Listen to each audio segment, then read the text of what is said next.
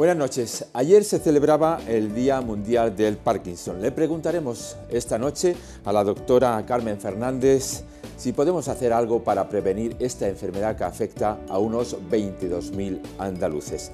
Y hablaremos con dos traumatólogos infantiles sobre la enfermedad de Perces y sobre la cirugía de alargamiento de fémur en los niños. Para concluir nuestro programa hablaremos de una nueva técnica dental, de estética dental, para poner unas carillas que nos cambia la sonrisa en apenas unas horas. Esto es Diga 33, comenzamos.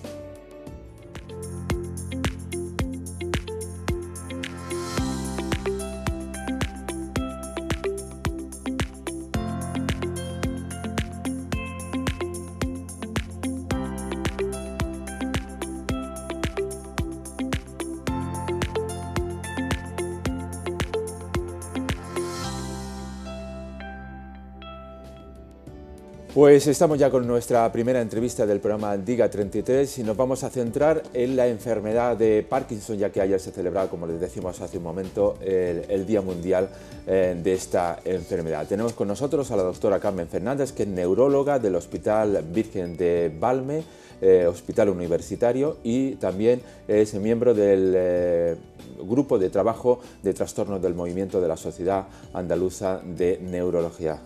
Doctora, buenas noches y bienvenida. Buenas noches, Paco, gracias. ¿Cómo podríamos definir la enfermedad de Parkinson?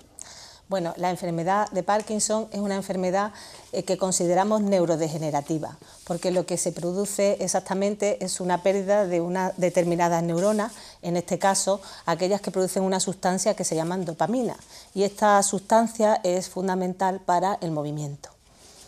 Esta enfermedad, como decíamos al principio, hacíamos esta pregunta, ¿la podemos prevenir o no podemos prevenir esta enfermedad?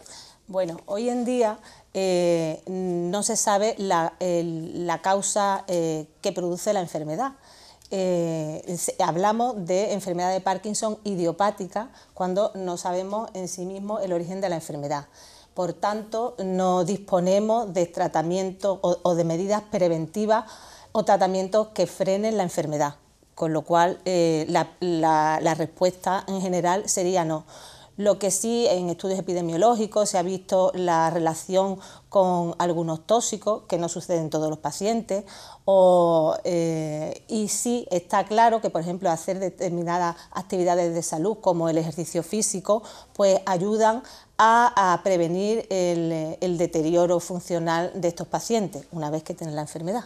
Yo, imagínense, soy un paciente que alguno de mis abuelos tuvo Parkinson. ¿Yo estoy predispuesto a padecer también esta enfermedad? Bueno, en general, la enfermedad de Parkinson no se considera que sea una enfermedad genética, es decir, que nos puedan transmitir nuestros familiares. Solamente de un 5 a un 10% de la enfermedad sí se sabe que hay una alteración genética que se puede transmitir, pero en general la mayoría de los casos no. ¿Están aumentando los casos de enfermos de Parkinson en Andalucía, en Sevilla? Sí, y en general en el mundo entero, porque como sabemos, aunque existen casos de enfermos con Parkinson en edades más jóvenes, por debajo de los 40 años, sí es verdad que conforme aumenta nuestra edad tenemos más predisposición a padecer la enfermedad. Entonces, como consecuencia de que hay un envejecimiento poblacional, pues se prevé que para el 2050, por ejemplo, se tripliquen los casos. ¿No suele aparecer a edades tempranas, como se están encontrando casos de esclerosis múltiple? ¿El Parkinson? Sí, hay muchos Parkinson en individuos jóvenes, incluso algunos casos menos frecuentes en niños. ¿Todos los Parkinson son iguales o hay diferencias entre uno y otro? Ya saben, no hablamos de enfermedades, sino de enfermos. ¿En el Parkinson sucede lo mismo? Pues sí, sucede lo mismo. La enfermedad de Parkinson tiene un amplio abanico de síntomas. Los más conocidos, que son los síntomas motores, porque afectan al movimiento, como son el temblor o la rigidez o la lentitud para iniciar y realizar los movimientos. Aparte de esos síntomas, pues hay otros síntomas que consideramos no motores, que son tanto más importantes porque afectan la calidad de vida, como por ejemplo puede ser un cuadro depresivo o cuadro de alucinaciones, alteraciones psicóticas. Entonces, hay este amplio margen de síntomas sintomáticos, no lo padecen todos los pacientes, sino que hay una serie de, se están intentando perfilar una serie de grupos, fenotipos que llamamos nosotros, las características de la enfermedad, pues que algunos son más tremóricos, que tienen, tienen temblor, otros, hay un porcentaje de pacientes con Parkinson que, por ejemplo, no tienen temblor.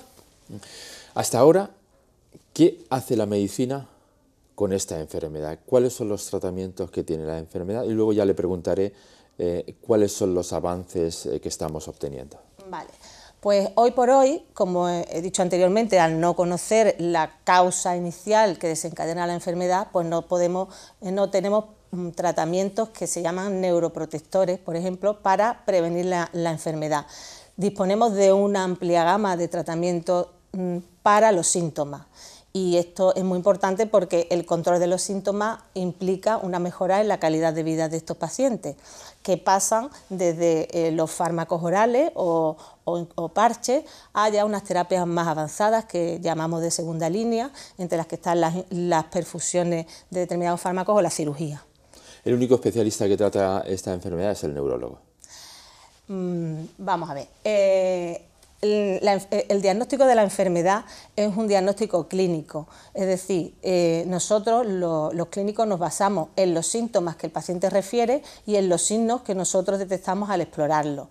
Evidentemente hay que tener pues cierta pericia para diagnosticar la enfermedad, sobre todo en estadios iniciales donde los síntomas pues, pueden pasar más desapercibidos y evidentemente el neurólogo pues, se prepara para eso, con lo cual pues, sería interesante que los pacientes con Parkinson pues, fueran valorados por el neurólogo, que aún así a veces es complicado emitir el diagnóstico y debemos pues, apoyarnos en algunas pruebas complementarias que nos ayudan pero no nos dan el diagnóstico en sí misma.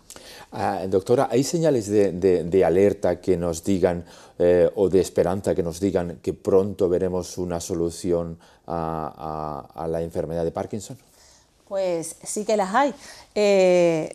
La investigación actualmente ya bueno, está muy avanzada. Es verdad que cuando se utiliza un fármaco en la población, previamente debe de pasar una fase preclínicas que llamamos en animales, pero ya hay visos en estudios en animales donde parece que sí pueda existir el fármaco que prevenga o evite la enfermedad. Los que no somos médicos, ¿cómo debemos comportarnos con un paciente, con una persona que tiene Parkinson? ¿Cómo lo tenemos que tratar? ¿Cómo lo debemos mirar? ¿Cómo debemos comportarnos? Bueno, pues el hecho de que a una persona se le diagnostique de enfermedad de Parkinson no quiere decir que tenga que aparcar su vida ni tengamos que tener una actitud distinta de la que teníamos frente a él previo al diagnóstico. Los pacientes con Parkinson, cuando los diagnosticamos, pues nosotros les animamos a que desarrollen su actividad de la mejor manera posible como la venían realizando, si bien es verdad que con el paso de tiempo pues probablemente haya que hacer una adaptación en sus actividades, pero no por ello le vamos a aportar más negatividad que la que requiera su enfermedad en sí misma. ¿El apoyo de la familia es fundamental? El apoyo de la familia es fundamental. Por supuesto, cuando hay una enfermedad crónica de largo recorrido que produce discapacidad, pues evidentemente necesitamos el apoyo pues, de las personas más cercanas a nosotros, que en este caso son los familiares. Es fundamental. También en este sentido, pues estos familiares también necesitan apoyo, porque para una persona ayudar al cuidado de otra debe de estar cuidada. Bueno, pues cuando existe una enfermedad crónica, pues el pertenecer o el asociarse, pues ayuda mucho en este sentido, tanto al paciente como a los cuidadores. Nos traemos otro día una asociación de familiares de enfermos de Parkinson, porque solemos traer asociaciones para que cuenten su experiencia y compartan también ese punto de ayuda que tienen las asociaciones. Doctora Carmen Fernández, neuróloga del Hospital Universitario de Valme, de aquí de Sevilla, muchísimas gracias por estar esta noche aquí con nosotros y aportar un poquito más de luz a esta enfermedad en la que hemos celebrado esta semana el Día Mundial de esta enfermedad, sobre todo para llamar la atención sobre esta enfermedad y sobre los tratamientos que tiene. Muchísimas gracias por estar aquí esta noche. A ustedes. Nosotros hacemos una pausa y enseguida vamos a hablar de la enfermedad de Perthes y de una nueva técnica de alargamiento del fémur en los niños. En un segundo volvemos aquí en Diga 33.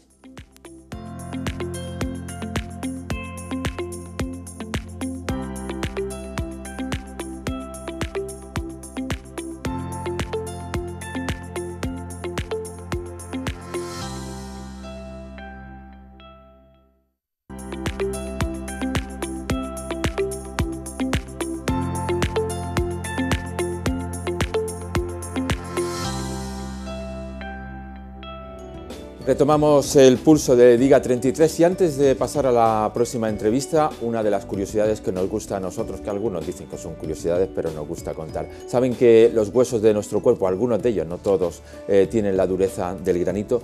Si exponemos uno de nuestros huesos del tamaño de una caja de fósforos a una presión de unas 9 toneladas, es capaz de soportarlo, y de ahí la comparación con el granito. Pues de huesos vamos a hablar porque tenemos con nosotros al doctor José Lirola, que es traumatólogo infantil del Hospital Quirón Salud Sagrado Corazón, y también al traumatólogo infantil, por resumirlo rápidamente porque tiene mucho más dedicaciones, Javier Downey, que es traumatólogo infantil también del Hospital Quirón Salud Sagrado Corazón. Buenas noches y bienvenido al Diga 33. Buenas noches, Paco. Queremos hablar de la enfermedad de Perthes. Perthes en inglés, Perthes en español. ¿Qué es exactamente esta enfermedad de la cual últimamente escuchamos muchas cosas en los medios de comunicación? Cualquiera de ustedes, estamos en una pequeña tertulia y cualquiera puede intervenir. Sí, bueno, en español la enfermedad de Perthes, como bien dice, la enfermedad de Perthes médicamente es una osteonecrosis de la cabeza femoral, que es el hueso que afecta a la cadera, ¿no? Realmente lo que ocurre es que, bueno, pues una de las partes de la cadera, que son dos, el acetábulo y la cabeza femoral, pues la cabeza femoral llega un momento que se muere, para que entendamos, ¿no? Y al morirse, pues no funciona bien, porque además pasa en pacientes en edad pediátrica, y al no funcionar bien, pues crea una serie de problemas mecánicos en la cadera que condicionan una degeneración precoz y una artrosis precoz en esa cadera, un desgaste más precoz que si no la tuviera. Lo he descrito perfectamente. ¿Sabemos cuál es el origen de esta enfermedad de Perthes? Exactamente, el origen no es uno. Sabemos que el origen es multifactorial, que no pasa en unos pacientes tipo siempre. Sabemos que tiene más incidencia en familias, en una familia determinada, en niños que tienen coagulopatías, que son problemas de coagulación de la sangre, porque al fin y al cabo la enfermedad de Perthes es que no le llega bien la sangre a la cabeza femoral y por eso, al no llegar bien la sangre a una parte del cuerpo, pues se muere, ¿no? Doctor Lirola, ¿podemos averiguar cómo es esta enfermedad viendo a una persona? ¿Cuáles son los síntomas para los cuales podemos llegar? ¿O eso siempre tiene que ser a través de un diagnóstico, a través de pruebas de imagen? Pues al principio el paciente tipo es un niño, varón, entre 4 y 8 años, suele ser la máxima incidencia de la enfermedad, aunque puede pasar entre los 2 y los 14, y también en niñas, pero es mucho más frecuente en niños varones, que acude a la consulta porque normalmente tiene cojera, dolor y a la exploración le notamos una limitación de la movilidad en la cadera afecta. Pero la familia lo que nota al principio, con lo que puede ver o cualquier persona de su entorno, maestro de la guardería, es que el niño empieza con cojera y con dolor normalmente. Luego el diagnóstico, eso es un diagnóstico de presunción, y el diagnóstico de certeza pues lo hacemos con una radiografía. Hay veces que también necesitamos otras técnicas, como puede ser una resonancia, pero normalmente con una radiografía es más que suficiente. ¿Los tratamientos de los cuales disponemos ahora mismo para tratar esta enfermedad de Perthes? El tratamiento ideal para el Perthes sería prevenirlo, pero como no tenemos capacidad de detectar a qué paciente va a tener el Perthes a día de hoy y cuál no, pues no podemos prevenirlo. En cuanto al tratamiento, una vez instaurada la enfermedad, el objetivo es mantener la cadera redonda, porque sabemos que las caderas redondas a largo plazo, es decir, a más de 40 años, pensamos que el niño tiene 5, 6 años, 7, pues cuando tenga 40, 45, 47, 50, esas caderas siguen vivas, es que no ha habido que reemplazarlas por prótesis, aquellos que tienen las caderas redondas. Entonces el objetivo será mantenerlas redondas. ¿Cómo? De diferentes métodos. No es lo mismo, hay diferentes grados de afectación y hay diferentes tipos de pacientes. No es lo mismo un niño pequeño con un grado leve que un niño más mayor con un grado severo, con lo cual el tratamiento difiere, pero básicamente disponemos de cirugías a día de hoy que tienen buenos resultados y también de ortesis para no llegar a ese tipo de intervención. ¿Es una enfermedad crónica? Realmente la enfermedad no es crónica, es autolimitada. La enfermedad aparece, se desarrolla y desaparece. Lo que es crónico son las secuelas. El Perthes es una enfermedad que habitualmente deja secuelas en la cadera y bueno, aunque no dura toda la vida la que es la enfermedad, pero sí que deja secuelas. ¿Y cómo afectan esta enfermedad y las secuelas de esta enfermedad al entorno de una familia? Porque un niño con una patología de este tipo tiene que alterar todo lo que es el hábito normal de una familia. Bueno, claro, en la fase activa de la enfermedad, en la fase en la que hay que tratar o en una fase postquirúrgica, pues sí que afecta más porque el niño pues, no puede ir al colegio, porque está entre el ingreso, el postoperatorio, pues sí que le puede afectar más. Pero a largo plazo, una enfermedad de Perthes no tratada o no bien tratada puede suponer una discapacidad a futuro, que más que a la familia, que cuando es niño sí que afecta más, pues le afecta al paciente y principalmente le puede afectar sobre todo pues para hacer determinadas actividades deportivas, le puede generar un dolor precoz en la cadera a la hora de conducir, a la hora de hacer un deporte, una vida normal. La familia normalmente con la información que tienen a día de hoy y con la disposición de profesionales que nos dedicamos a ello, pues lo llevan bien porque tienen una información de primera mano y detallada y podemos pronosticar a largo plazo qué va a pasar con esos pacientes, con lo cual les damos seguridad en ese sentido. Pues, doctor Lirola, gracias por aclararnos. Vamos a seguir, porque yo creo que la traumatología infantil está avanzando a ritmo hiperveloz. Hace poco se acaba de hacer una intervención en el Hospital Quirón Salud Sagrado Corazón del alargamiento de fémur. Está aquí el doctor Javier Downey para hablar de esta. ¿En qué ha consistido este proceso, esta intervención de alargamiento de fémur? ¿Esto hace unos años era imposible hacerlo? Bueno, no. El alargamiento de los huesos se lleva haciendo muchos años. Fue un ruso, Gabriel Ilizarov, el que empezó a popularizarlo, a hacer que se entendiese la biología de por qué se hacía. Pero lo que sí ha sido una revolución porque hasta ahora lo único que disponíamos de dispositivos por fuera del hueso para alargarlo. La revolución ahora ha sido meter un clavo dentro del hueso. Todos los huesos están huecos, son tubos huecos, entonces aprovechamos ese espacio para meter un clavo, al igual que se haría en una fractura, pero este clavo tiene un dispositivo electromagnético que permite que ese clavo se vaya alargando, como las antenas antiguas de los coches. Igual, pues se va telescopando y va alargándose. Esa es la revolución. Y no tener que llevar nada por fuera. ¿Esa intervención permite que no tengamos que abordar otra vez al niño para hacer un alargamiento de fémur? ¿Y en qué casos se hace este tipo de intervenciones? Pues se hace, voy a empezar por el final, se hace en discrepancia de longitud, cuando una pierna queda más larga que otra por diversos motivos, una fractura, una infección, cualquier cosa que haya afectado el crecimiento de ese fémur. En el caso de que no nos atiene, es un chico que tiene una displasia en el fémur izquierdo, entonces le introducimos el clavo y a partir de ahí él va alargando. Actualmente lo he visto hoy mismo en consulta y actualmente tiene 5 centímetros de alargamiento en ese fémur. Esto, quiero decir, ¿no tienen que volver otra vez a reintervenirlo en la mayoría de los casos o nunca? Depende de lo que quieras conseguir. En este chico en concreto tenemos que conseguir 16 centímetros. Entonces el problema está que los nervios y los músculos se contraen, entonces no es lo que nos limita el alargarlo. Entonces de forma segura se pueden hacer 5 centímetros, a partir de ahí empiezan a aparecer problemas. El plan con este niño es hacer 5 centímetros en 3 sesiones, haciendo nuevamente siempre lo mismo: cortar el fémur, introducir el clavo y alargar. Hasta ahora la medicina no tenía ninguna solución. ¿Qué pasaba con estos niños? Pues se tenía que poner un dispositivo que se llama un fijador externo, que perfora la piel, perfora músculos.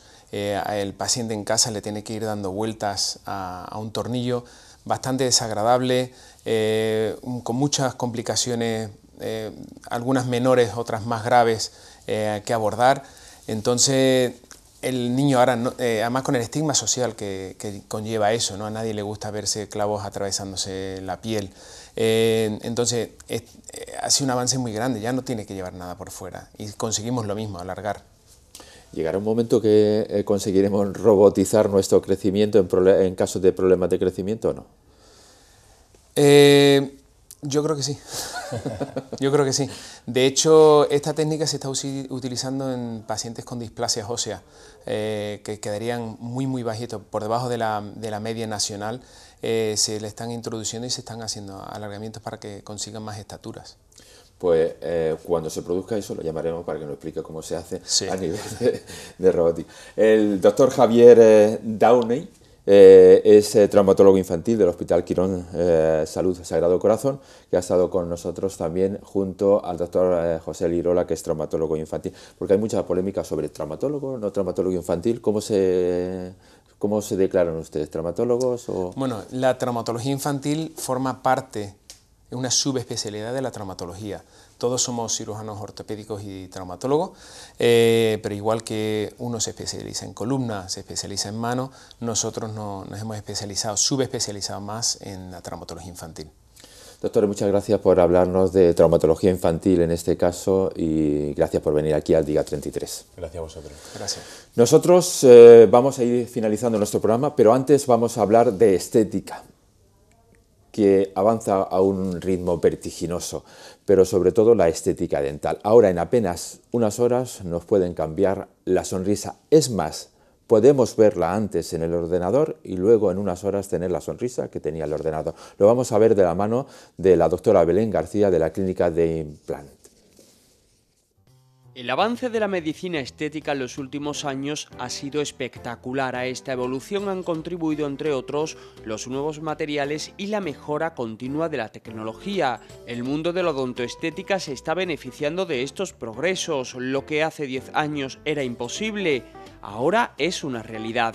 En la Clínica de Implant lo tienen claro y utilizan los últimos avances para diseñar sonrisas a la carta con la utilización de carillas dentales. Ahora podemos transformar sonrisas casi en un día. De la noche a la mañana podemos encontrarnos con pacientes con dientes muy desgastados, muy amarillentos o muy rotos, o que tengan una forma muy fea, y transformarlos en unos dientes de cine, en una sonrisa de Hollywood.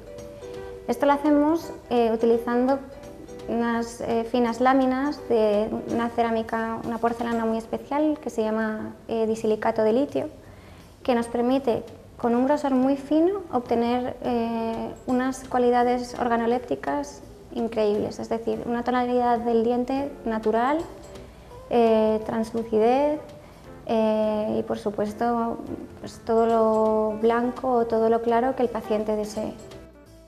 Llevo ya un mes con todo puesto.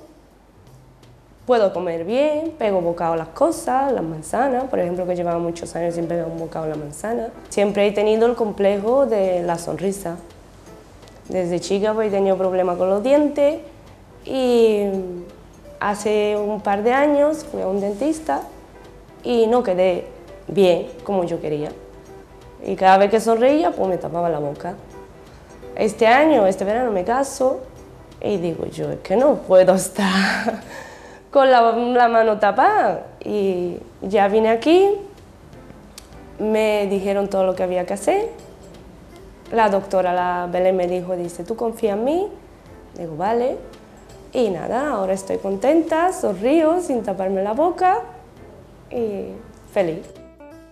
Lo bueno que tenemos en The Implant es que utilizamos tecnología CAD/CAM, que es una tecnología a partir de la cual nosotros hacemos un registro muy preciso de lo que sería la preparación del diente y del diente en sí, para que la confección de esa estructura que vamos a adherir sea lo más ajustada posible.